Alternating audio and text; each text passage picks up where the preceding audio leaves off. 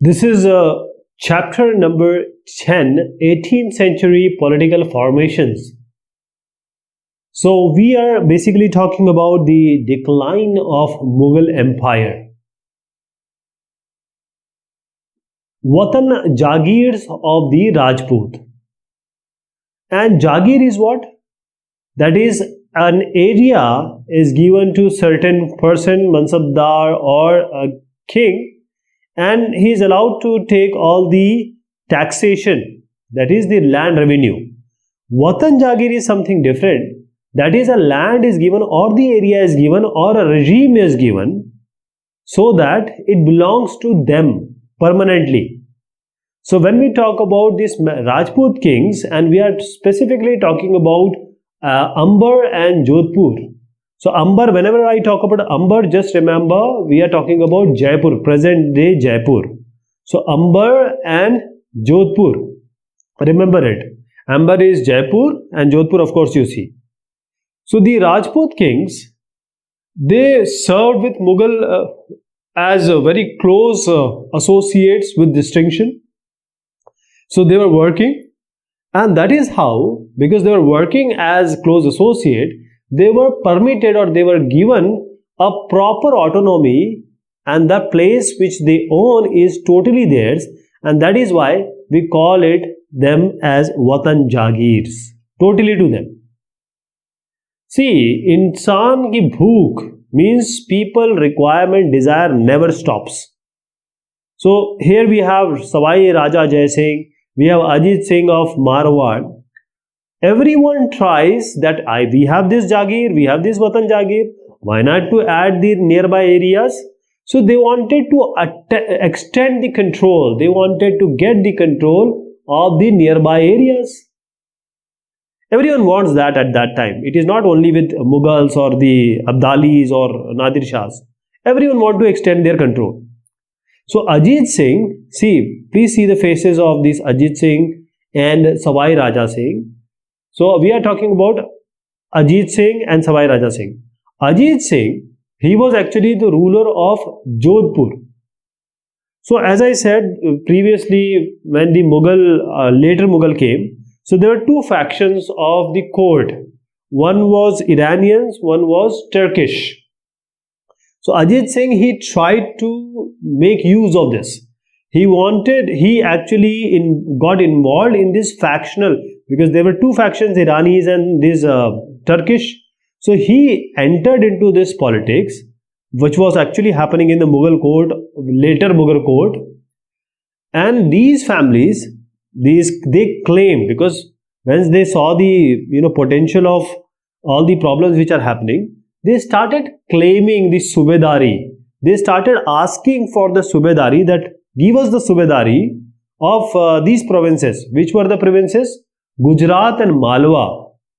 So I am writing J here because he is from Jodhpur, and he got the Gujarat province, and Savai Raja Jai Singh, he got the Subedari of Amber, Jaipur. Amber, Jaipur, same. Okay, previous Amber is today's Jaipur. So Ajit Singh got the Subedari of Gujarat, and Raja Jai Singh got of this Amber. And they got the governorship of Malwa. Raja Jai Singh of Amber also got the governorship of Malwa. Let me show you the area. So this is the Gujarat area, and this is the Malwa area. That is how Gujarat, Malwa, they got the area, provinces, and governorship also Raja Jai Singh got of Malwa. Now the later Mughals, they were very dhila. They were not so strong. So Jahandar Shah, he is also one of the later Mughals. He did what? He renewed this governorship, this Subedariship. That is, if you have a vehicle and insurance, you always have to renew this insurance every year to get it renewed, to get it new. So this get renewed. These Subedari, which Raja Jai Singh of Malwa and Ajay Singh, who got the area Gujarat, they got renewed by Jahandar Shah. This was going on. As I said, people always want more area. So this also extended. Someone got Gujarat, someone got Malwa, and everyone wants to extend their area also. This happened in history. This happens today also. So Nagaur, this is also an area. It is near this Jodhpur. So Nagaur was conquered and annexed. It was taken up by Jodhpur. Nagaur was combined or annexed and combined with Jodhpur, right? Nagaur. And when we talk about Bundi, Amber took control, or Jaipur people got control of the Bundi, various portions of Bundi. All these are nearby areas, right? So Amber got Bundi or annexed Bundi, and Jodhpur got this Nagaur. So Raja Jai Singh, he created a new capital, or he designated a new capital at Jaipur. And also, can you imagine, he got the Subedari of Agra in 1722. If you remember, Agra and Delhi were the basic governing points of Mughal emperors. But because Agra made fort in Agra, Akbar, and then Shah Jahan took his capital to Shahjahanabad. So he got Subedari of Agra also, Raja Jai Singh, in 1722. Can you imagine? 1722, Sawai Raja Jai Singh, he got the Subedari of Agra. You need to remember this. So he became very important at that time. And the Maratha campaigns, because it was coming into Rajasthan, Marathas, when we'll talk about Marathas, they went everywhere. Even they had a fight in Panipat. So Maratha campaigns into Rajasthan from the 1740s, and this put severe pressure on the expansion of this Jodhpur area and Jaipur area. Jaipur, Jodhpur kings, they wanted to extend their area, but there were whom? There were Marathas who stopped them, who controlled them, who checked their expansion, which was ever growing. Now talking about Sikhs. So we have talked about Sikhs in the previous discussions also. So these are 1 to 10 gurus of Sikh religion. And the organization of Sikh, the Sangathan of Sikh, the group of Sikhs, and they had a political community, the 17th century I'm talking about. And this strong organization of this Sikhs, which was a political community, they actually were able to build a state or Neev, or the basic building block of Punjab, today's Punjab. Punjab, because the basic building block, or you can say the foundation, was being laid down at this time, 17th century. Organization of Sikhs did that. Punjab, what is important about Punjab? Ab means river, and Panj means 5. So there are 5 rivers. It's a very fertile area, very good area, very important area. So Guru Gobind Singh, what he did, before and after also, he established the institution of Khalsa. He had to fight with Mughals and Rajputs. So 1699, as I was saying, that he established or instituted Khalsa. Before this also, after this also, he was in constant confrontation and fight with the Mughal rulers and also the Rajput rulers. So once, after the demise of Guru Gobind Singh, after his death in 1708, what happened? There has to be some leader. So now came because he entered the scene, Banda Singh Bahadur. Guru Gobind Singh was not there. So Banda Bahadur, under his leadership, now this Khalsa, same Khalsa, this Khalsa revolted under his leadership against the Mughal authority. That means Banda Bahadur challenged the Mughal authority. And in order to show this, that this is done or this can happen, Banda Bahadur prepared or distributed or coined a coin which is having the name of Guru Nanak and Guru Gobind Singh. Guru Nanak the first Guru, and the 10th Guru is Guru Gobind Singh. It was being established. So he struck the coin, Banda Bahadur, in order to show the might, the might of the Sikh regime. And in his regime only, from Satluj river to Jamuna river, the Sikh administration under this Banda Bahadur, the Khalsa, it extended from Satluj to Jamuna. I am talking about Satluj is here and Jamuna is here. So from Satluj to Jamuna under BB, that is the Banda Bahadur, this whole region was taken up or it was controlled by them. But what happened? Banda Bahadur was captured in 1715 and finally he was executed in 1716. 1715 he was captured, 1716 he was executed.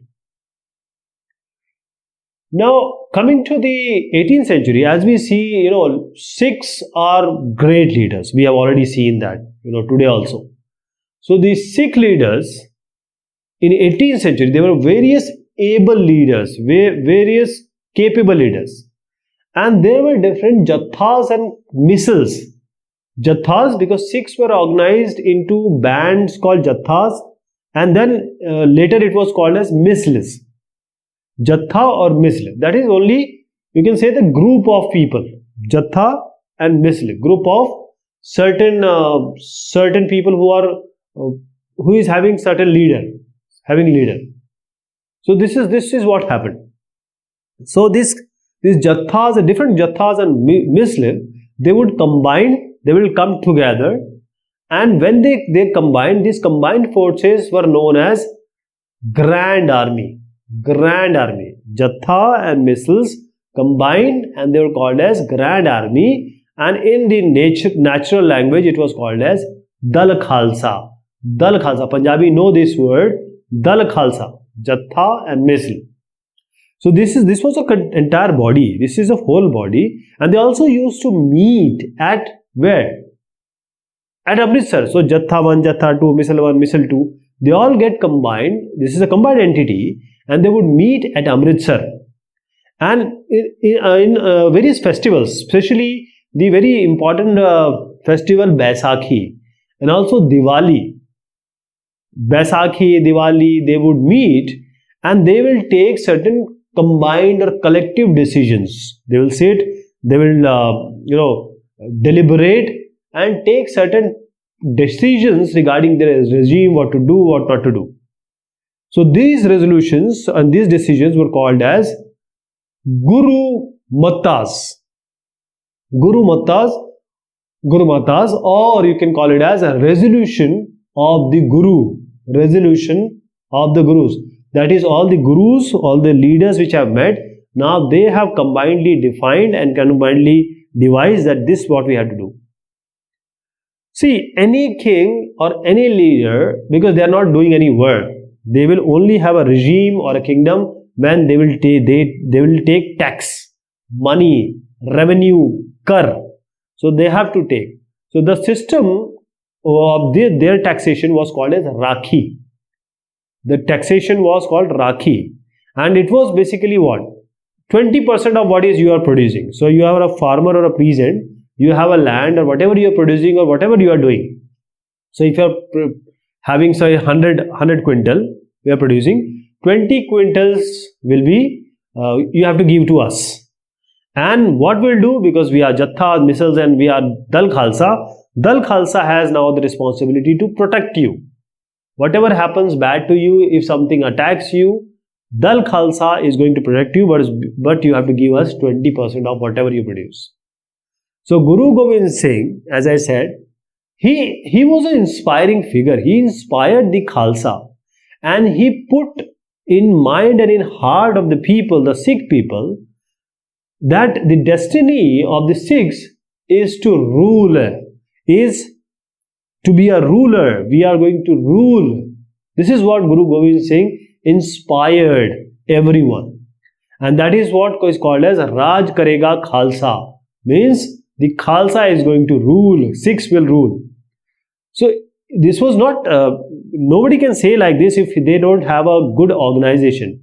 So it was a proper, well-knit, well-organized,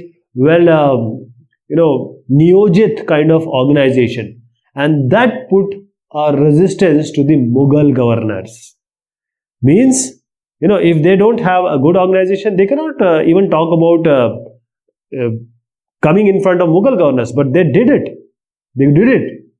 Mughal governors first. And then to Ahmad Shah Abdali also. Ahmad Shah Abdali was supposed to be very powerful. So Ahmad Shah Abdali, can you imagine? So this Ahmad Shah Abdali who had taken up the Punjab, the rich, proper part of Punjab, and also the Sarkar of Sarhind from the Mughals. So the Sikhs have put resistance to these Mughal emperors, also to the Ahmad Shah Abdali. So what I'm trying to suggest is the Khalsa, they again strike their own coin again in 1765, and this inscription on this coin was same thing what was there when Banda Bahadur was there. So it was issued by Khalsa in the time of Banda Bahadur. Those particular orders, Adesh, were in the same inscription that was the coin was struck in 1765, right? So if you talk about the Sikh territories in the later part of 18th century, they extended it from Indus to Jamuna. As previously it was Satluj to Jamuna. Now it has gone from Jamuna to Indus. That is, they have extended their regime. Okay, let me show you the area. Previously from there, here to here they were. But now they have extended it up to Sindhu, Indus River. So this Sindhu to was quite a jump, Sindhu to Jamuna, Indus to Jamuna. But the point was that these Sikhs were divided into different rulers. Every Jatha, Misal and every part was having different Sikh Guru. Or now came the Maharaja Ranjit Singh. Now he did a great job. Mutti jab tak band hai, if a hand is, is a fist means a power. So he combined them. He united them all. That is how Ranjit Singh became so important. He reunited these groups, and now he established his capital at Lahore in 1799. Maharaja Ranjit Singh, he created or he finalized the capital at Lahore. Maharaja Ranjit Singh. Okay. So we will talk about Marathas, but this we are going to take in the next discussion. Okay. Till then, thank you so much. Take care of yourself.